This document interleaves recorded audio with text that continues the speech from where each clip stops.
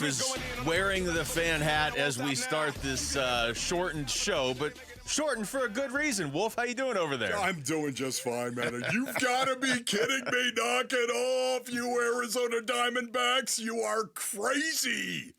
Oh, how in the world? How did they win this series, let alone sweep this series? Yeah, I mean, we had plenty to talk about just from last night's game. Oh. And, 40 minutes ago, Wolf and I are in the prep room. We're kind of walking through the newsroom. We're like, okay, look, even if they lose this game, it's 10-4 in the ninth. Right. Even if they lose it, we still got a series win. There's actually still some pretty legitimate positives to take from this. Well, in case you missed it, in case you kind of tuned out over the last hour, maybe you were working, you ran to lunch or whatever, that game the Diamondbacks were losing 10-4 in the ninth, they won that game 11-10. Yes. Think about that for a minute. Do the math on that. They won that game 11-10, and you're telling me they scored how many runs in the top of the ninth? 7 runs in the top of the ninth. It is the first time in franchise history they've won a game that they trailed by 6 or more in the ninth inning. Wolf, their previous record was 0-419. Oh, my goodness. So the 420th time is the charm. Luke, there you are once again, blowing my mind. I was standing right next to you when they flashed the graphic on the screen. I didn't read the graphic. I had the fan hat on like I do right now, Babes and Audience. Somebody tell me how they won Game 2 of this series. Yeah, how did they win Game 2? Let alone come back and score 7 in the ninth and win Game 3, 11-10.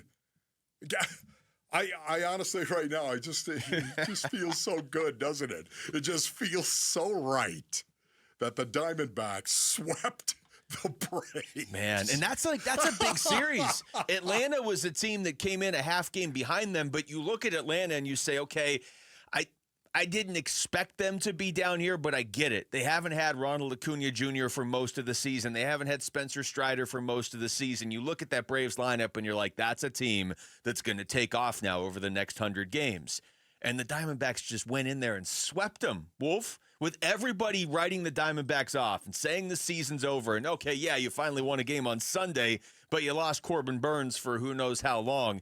And they go into Atlanta and they sweep the Braves. If nothing else, it shows you they're not done. Yeah, one of the things, it's interesting, Luke, because I say it all the time. All wins are not the same.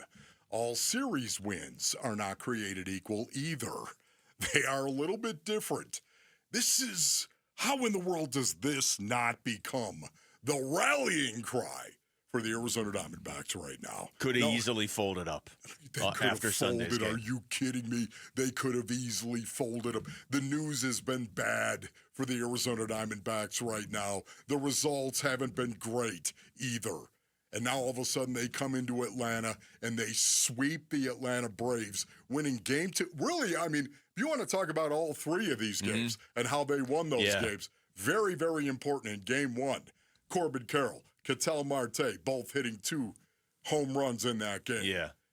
Getting Zach Gallen out there and Zach Gallen looking like Zach Gallen. Game 2 last night was insane. We could certainly, producer question, which game was more stressful? Your call's next. That's right. And it is a producer question.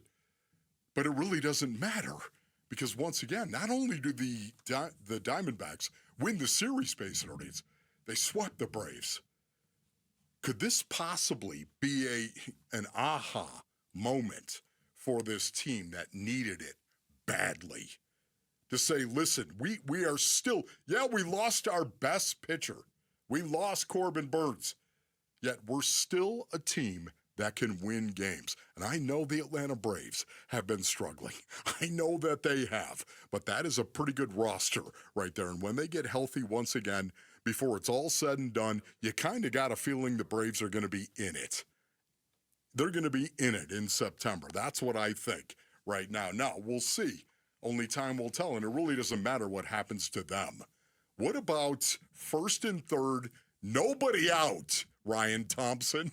First and third, dude, nobody out. To answer the producer question, last night's game was much more stressful because you had a monster performance by Merrill Kelly, but the offense couldn't get going. Now you're facing Chris Sale, so it's understandable.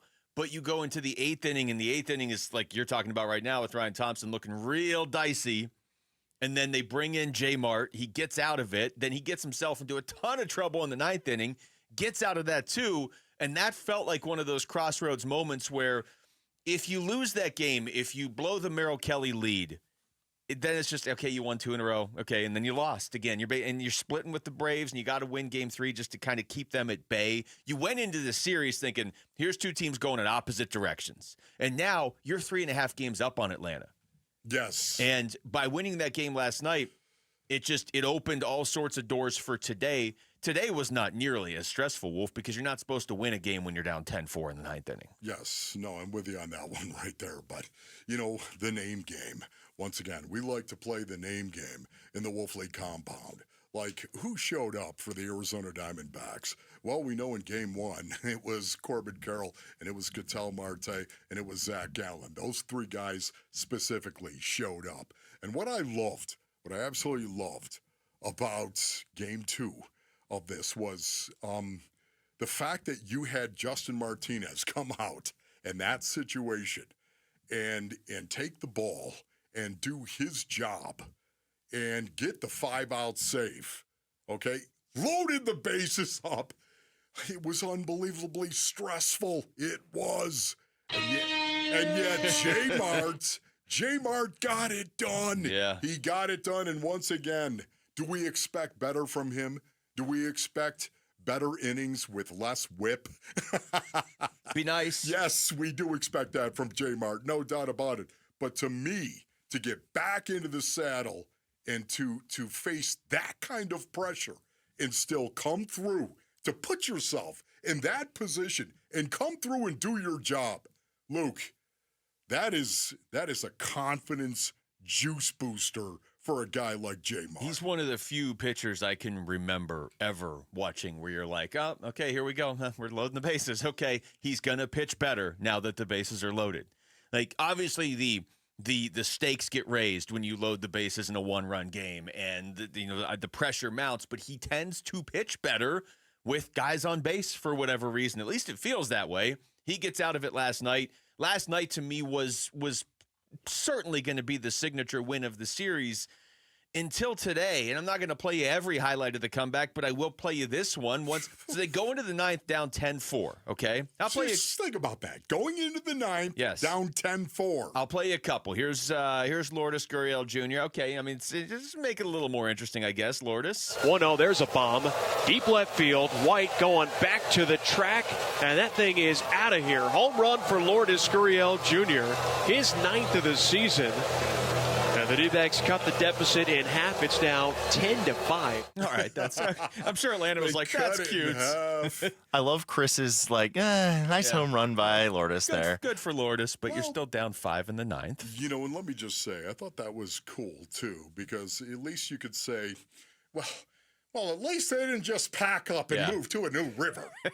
At least they went ahead and actually balled out. Everything to the end. You say has so much more credibility with that oversized fan hat on your head right now. But if ever there was a time to put the fan hat on, Basin audience, right now it is with the Diamondbacks sweeping the Braves in unbelievable. I seriously, like Game 2 and Game 3, putting them together back to back, unbelievable fashion.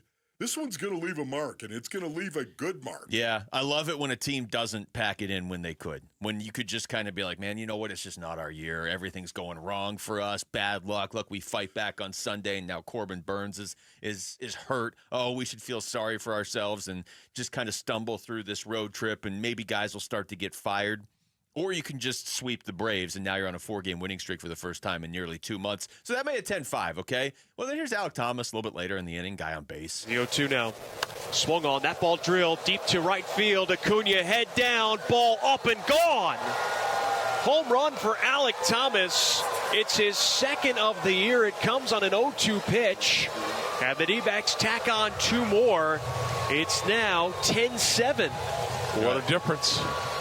Well, if it was at this moment that you and I walked out of the prep room, our show meeting, started to watch it on the TVs in the newsroom with everybody, Ketel Marte reaches on an infield single, and, Corbin Carroll comes around to third, and Jose Herrera scores, and it's 10-8. Okay, it's still 10-8. And then, Ildemaro Vargas comes up, and he just singles in a run. So all of a sudden it's 10-9.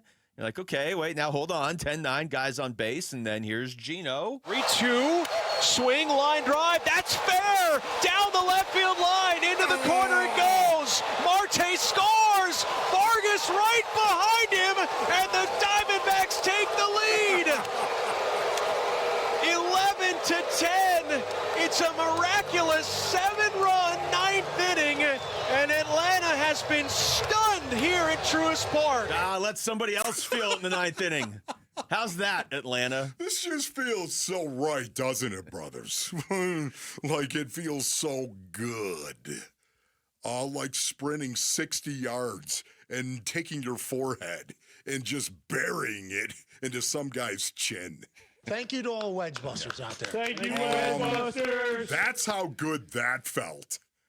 And Wild Thing, again, I keep going back to game 2 because I don't want to forget about such game different 2. games, too. Unbelievably different games. But when you think about how there's Ryan Thompson, okay, and he struck out Baldwin with guys on the corners, runners at the corners, nobody out. What are the odds? Somebody look that up. Get AI on this. Will you, Rick? Somebody get Somebody AI call on this. Allen Iverson. What are the odds at that point a run doesn't score? First and third, nobody out. Somebody give me that. I know there's some dude in his mother's basement right now with the pocket protector. I know you're listening, and you're like, boy, now let me see, Wolf. Let me get that up here. Let me run right some now. calculations. Somebody, and then just at me on X. That'd be really, really cool if you would do that. I just want to know what the odds are that a run doesn't score, first and third, nobody out. What are the odds? It's not great, especially when a guy like Baldwin comes up to bat and he's hitting .315. Okay, as a he's rookie, unbelievable. And then there's Ryan Thompson. Hey, everybody, look, how many guys does Ryan Thompson strike out? I don't think of him as a strikeout pitcher. He's a ground ball. He is a ground ball machine, is what he is. A pitch to contact pitcher. That's who Ryan Thompson is. He strikes him out, which he rarely does. And then Torrey brought Wild Thing in with a 1-0 lead, 1 out, runners at the corners and scoring position. No, runners in scoring position because remember, they stole as well. No, I remember second and third. And I'm like, right. Okay, well, this is going to be really and what interesting. Does J. Mart do? Struck out Harris swinging, intentionally walked Acuna, of course, to load him up, and then struck out Austin Riley swinging on a full count. Yeah, I was going to say on a full count because he gets the strikeout, then they make the decision, go ahead and walk Acuna, which, look, I get it. I mean, it's Ronald Acuna. So yes. But then there's no margin. You can't walk a guy. You can't just, hey, I couldn't find the plate, and he couldn't find the plate. But again, he's one of the few pitchers I can ever remember where it's like, dude, J. Mart can't find the plate. Bases are, strikeout. Yeah. I'm just going to throw 101, and that guy can't hit it. No, yes, J. Mart. Yes. Yes, I've got the fan hat still on, Mason O'Neill's, and I'm going to act like a fan for maybe the entire hour. Hey, why at not? some point in time. But if ever there was a time to do it, are you kidding me? What we saw. Imagine. And then think about Wild Thing in the 9th. Yeah, I He know. starts the bottom of it. He walks the leadoff hitter. You've got a 2-0 lead. You walk the leadoff hitter in the bottom of the 9th, and then he would end up walking too. Yep. He That's loaded just him walk up, some guys. hit a batter. All of a sudden, bases are juiced. Wild Thing got out of it, man. Only one. Name me another pitcher who can do this, Wolf, okay? So you describe the scenario he comes into, just 1 out, runners in scoring position, 8th inning, okay? And at that point, it is a 1-0 game, okay? So he's got a 1-run lead. Yeah. So he comes in that moment, and the Diamondbacks did score 1 in the 9th, but so he basically the whole time was working with a 1-run lead, got up to 2 for a little bit. He comes in, and in his inning and 2/3, he walks 4 and still gets the save. He struck out 4 as well. That's the thing. He walked 4 and struck out 4. No hits, No hits. It doesn't matter who the batter is sometimes. He may just walk you. You could be the bat boy who happened to wander up to the plate, and he might just walk you. Or you could be the best hitter in baseball, and he'll just strike you out. What a series. This is a memorable series for the Arizona Diamondbacks. And something tells me they might remember it as well. Imagine a playoff game, a playoff series, and Justin Martinez comes in to close out a game. And it's like, hey, if he's on, the other team has no chance. And if he's not, well, hold on. Thanks for watching Wolf and Luke. Tap to see more and click the button in the middle to subscribe to Arizona Sports.